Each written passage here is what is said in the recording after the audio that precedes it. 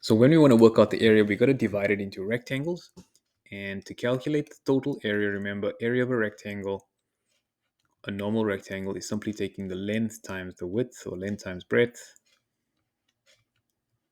So I can divide this into rectangles. I can draw a line this way, and I've got two rectangles. Can you see that? Where this is my length and this is my breadth, where this one is my length and this is my breadth, and we don't even need that to calculate the area. Or I could draw a line downwards, all the way down, calculate that two areas. This one here is going to be length times width over there. This one here is going to be length times width over there, and we don't use those two as well. Or I could calculate the entire area of the whole thing and then subtract this area. So I'll use length times width, and I won't use that, and I won't use that as well. And this one I'll go length times width, and then I'll subtract them. So which one of those would you like to try? Would you like to try the first, second, or third one? I don't really mind. Okay, let's jump into the first one then. Let's say I put a rectangle here. I'm going to calculate the area for that, and I'm going to add this area up after that. Okay. All right, so here we go.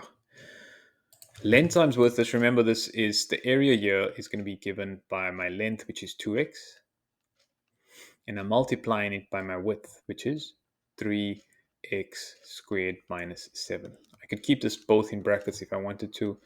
I then distribute the 2x into the bracket, and that gets me 6x cubed minus 14x. The next one, I take x squared minus 2, and I multiply it by 7x minus 3. And when I multiply this becomes 7x cubed minus 3x squared minus 14x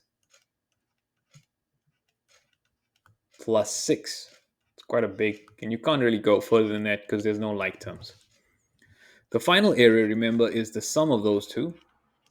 So if I add 6x cubed plus 7x cubed, I'm going to get 13x cubed. If I add negative 14x minus 3x, I get negative 17. Oh, no, those are different terms. It's got to be x, right? So there's nothing to add for this one. So negative 3x squared just stays as is. And then I've got